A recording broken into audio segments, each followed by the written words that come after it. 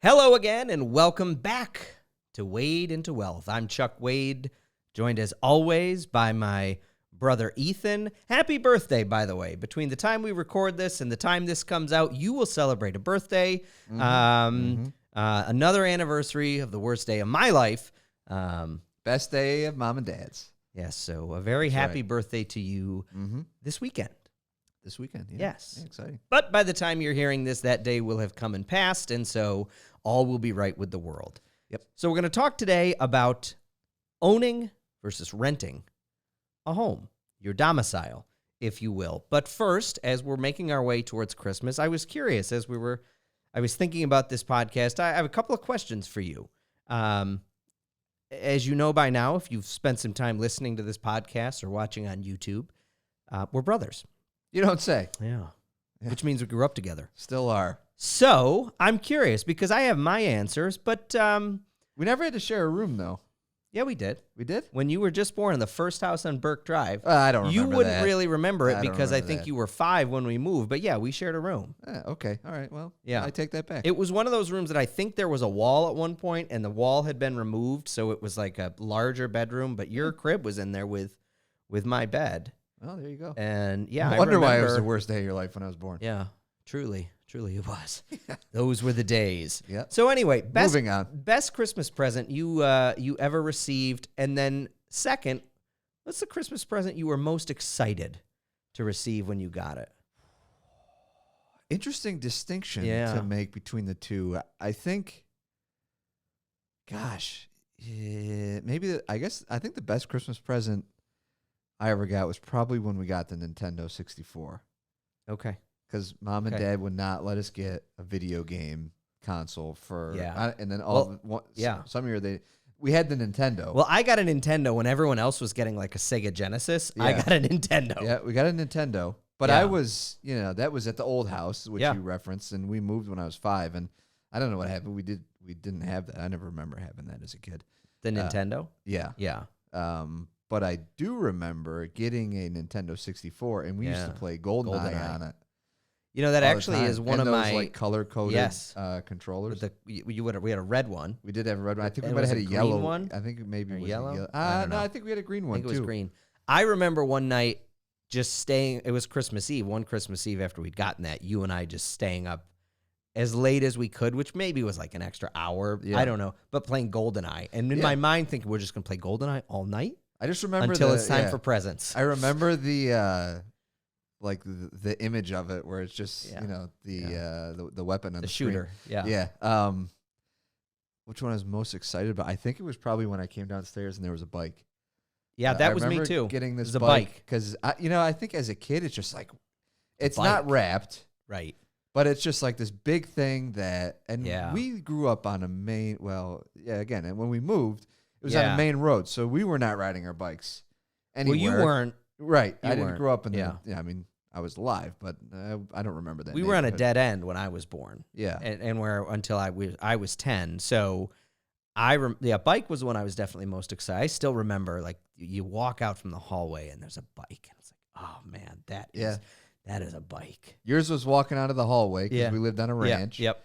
Mine was walking down the stairs and seeing the Yeah. bike. I can still see it had clear handle grips, Mm-hmm.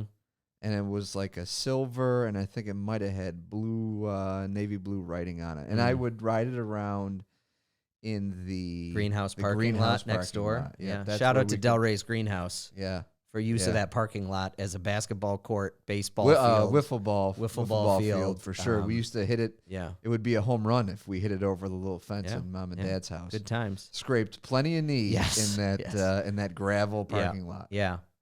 Yeah, that's funny. I remember the bike was the one I was most excited for, and then Nintendo. When I got a Nintendo, I think I was 8. And Yeah, so we- look at that. Didn't yeah. even plan it. No. Same ones. No. And you know the funny thing is our dad, you didn't know this till I And was you an got adult. a car. You got a car one Christmas. Yeah, I got a car. I mean, I was older and I was in college, and I think it was one where there was some necessity by Green that. Jeep. You know, Green Jeep, it I was remember a it. good Jeep. It was a good Jeep. Another shout out to the greenhouse parking lot because I think mom That's and where dad it like was. stored that up on the I hill. think it was behind. Yeah. Behind it. Yeah, I where remember that. things went to die. Yeah. Is that the Jeep that our grandfather hit? Yes, he hit the bumper one time. Yeah, I it was think parked. He hit a lot of cars. He hit a lot, that were in he the hit a lot park- of things. in the driveway. But he hit the bumper. At least he could fix it. You know, and that's the thing. He hit the bumper. He felt really bad. So he went to like a junkyard, got another bumper, and he and I replaced the bumper in the driveway. That sounds like so. him. Yeah, you know, all good. No harm, no foul. When I had it, it had like 120,000 miles on it, and so He's probably like, oh, I did this again. I got to go back Yeah. to the junkyard. I think Yeah. he hit mom and dad's car in the, in the at least, driveway too. at least once. At least, yeah. For At least sure. once that we know of. Yeah. So, Oh, yeah. Um, Anyways, back to rent. Back to renting versus owning. So interestingly enough, right now you own your home.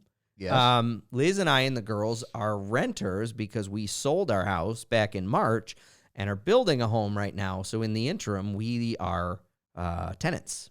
Yeah, and I think what caught our attention this week was Yeah. the fact that rent prices in a lot of areas across the country are up 20% Mm-hmm.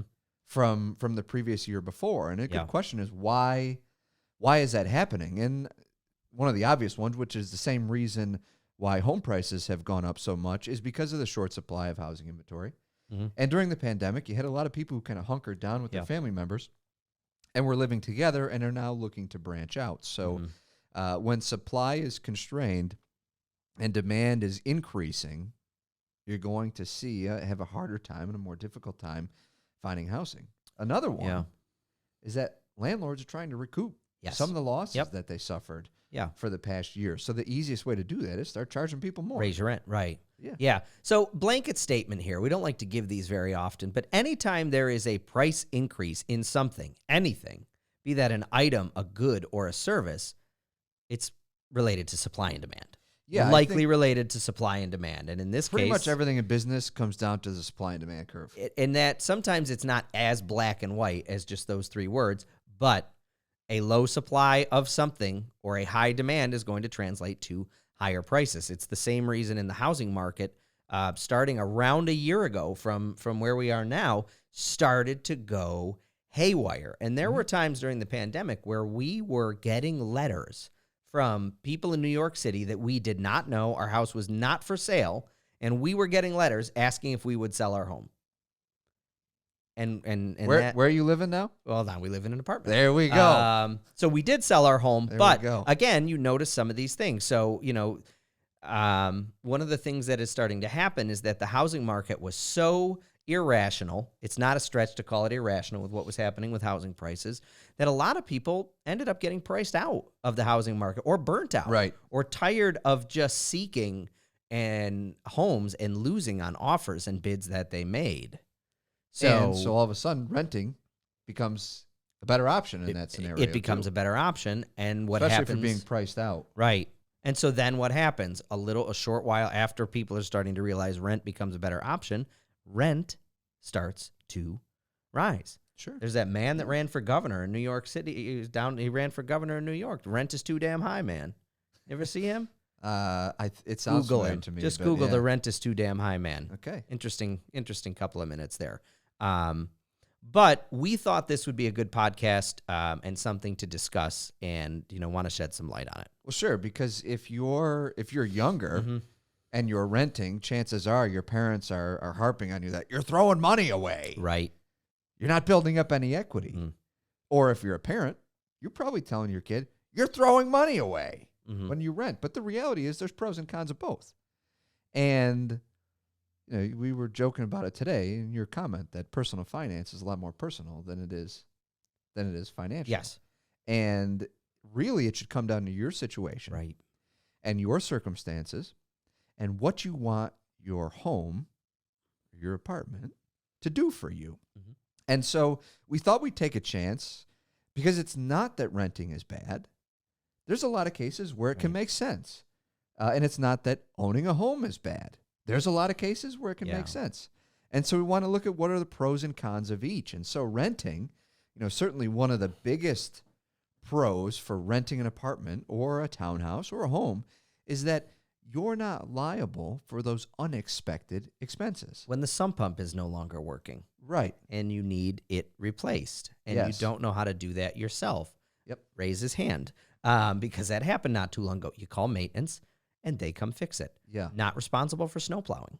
Right. or And shoveling, one of the biggest, mowing the lawn, mowing the lawn. one of the biggest hurdles that we see folks having to contend with are large, unexpected expenses. Yeah. Hot water tank breaks, furnace breaks, air conditioner goes. And when those aren't, when you're not responsible for those, all of a sudden, if you're on a relative fixed budget, if the rent fits within that budget, that can make much more sense because you're not exposed to those unexpected bills, which can derail your whole plan. Yeah, for you. there's a very large part of our country, demographic in our country, and group of people that can't afford a $400 to $500 expense, Right. and that can derail you. So And your furnace is a little bit more than that. never cheap. No. When no. something goes wrong in your house, if you own a house and something goes wrong, it's never cheap. Yeah. It's always more than you think it would be to fix, and it is. And I have a friend. I was down in Atlanta visiting a friend, and he rents, and now that's an area where real estate prices are Sure, insane. yeah, And he even said, he goes, I probably should be looking to own a home. I just don't want to. Yeah. And he doesn't need to. It doesn't need all the space. Doesn't necessarily want to deal with the headaches. And I think renting is fairly convenient. And so often people, that'll be said, well, home, your home is an asset. You can build wealth with a home. You can, but it's kind of like turning a ship. Using that wealth is that ships don't turn quickly in the water, in the ocean. Well, it's not a liquid asset. It's not a liquid asset. Yeah. Thank you. It's something that, yes, you can build wealth. You can make a nice profit on a home, but that often takes a long period of time. We should take a step back and explain. We know what a liquid asset is. Sure. A liquid asset is a jargon term, so we apologize for using that. But what it means, if something is liquid, it means that it can be converted to cash that you can get your hands on very quickly. An illiquid asset, a home, is a great example of it because before you can get your mitts on cash, you have to sell it.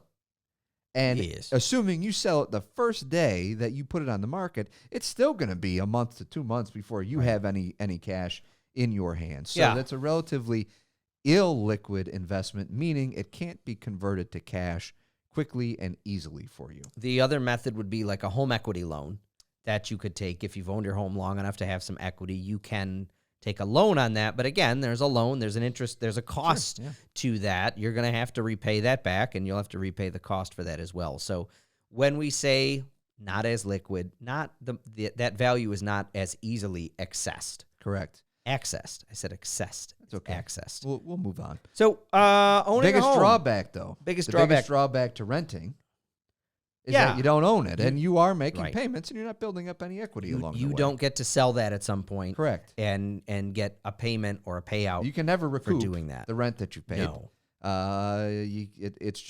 It's not an asset. You're just it's not. helping make someone else some money along the way. Yeah. But again, if that fits your lifestyle, Yeah. so be it. There's nothing wrong with that. Owning a home.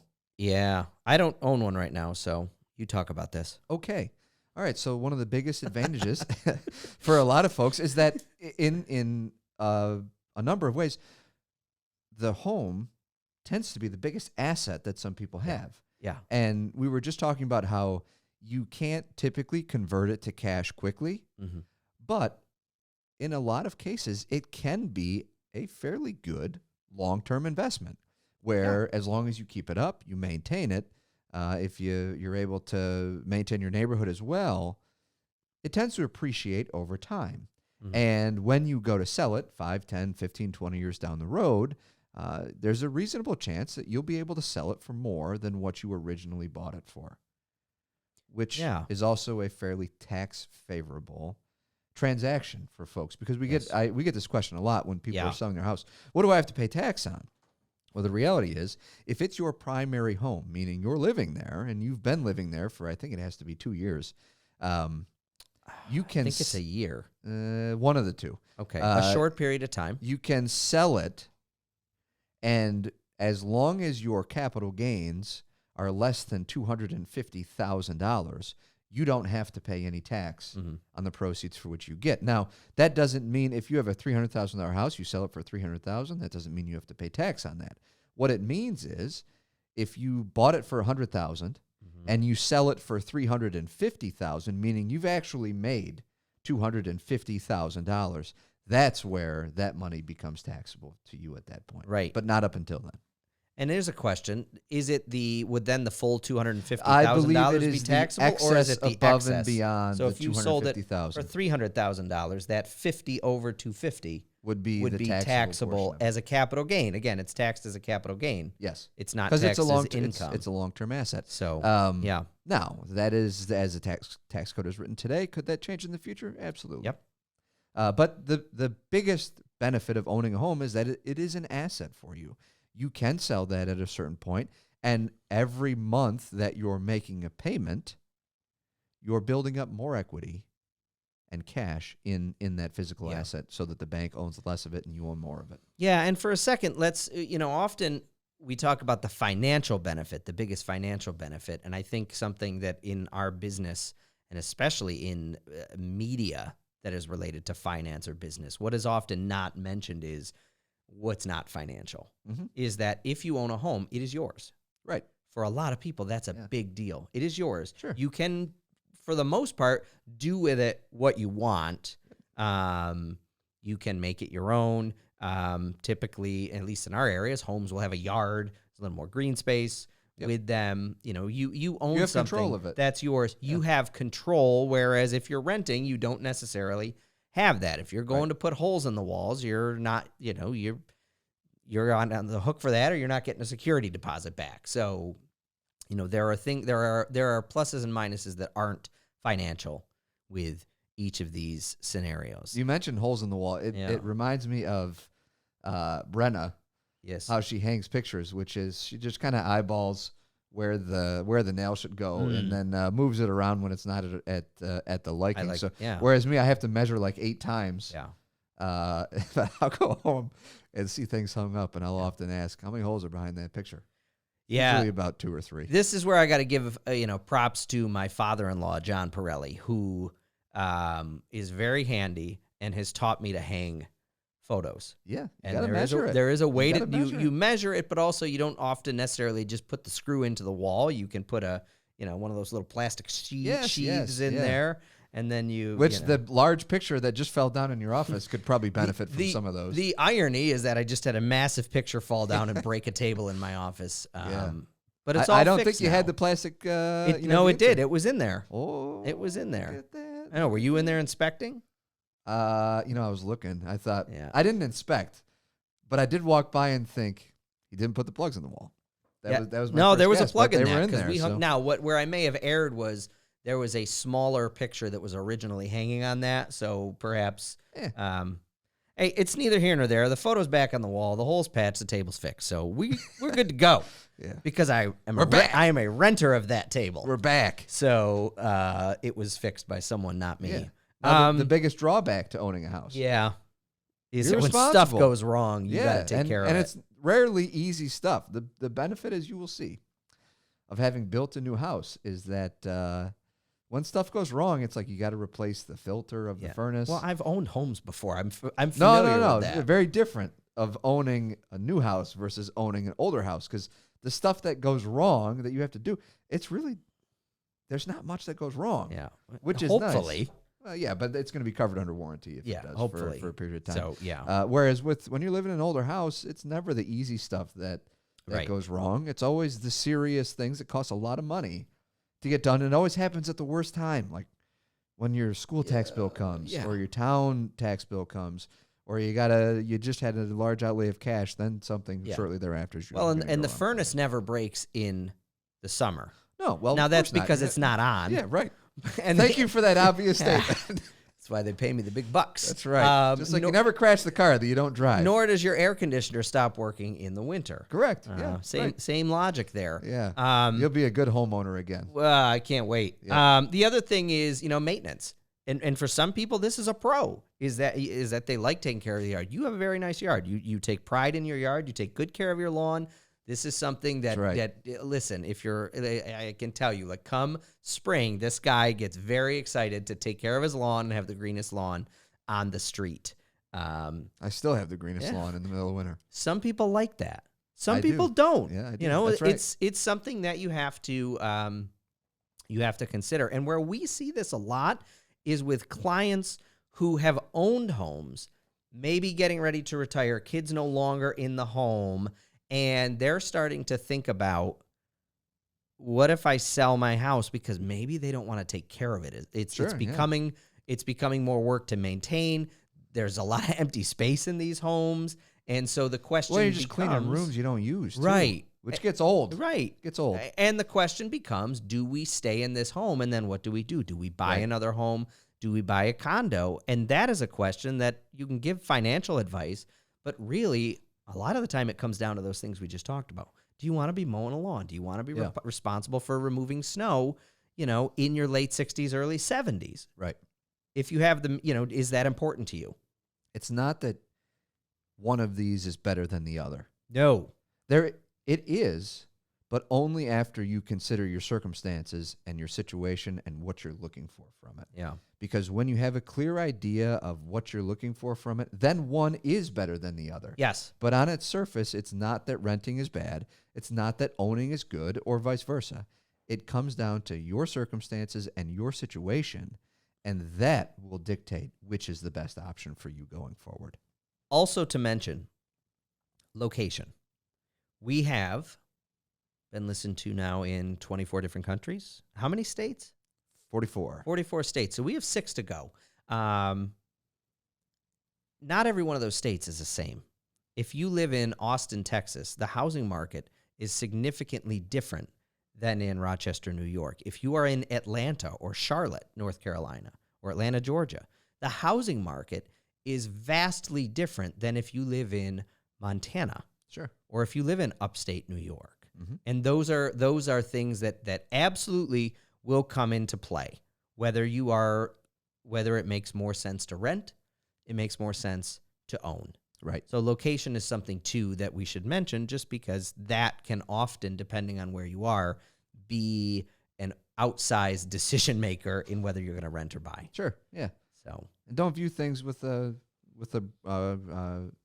broad brush. no, and this is where too I think it's important, and we'll wrap this up shortly.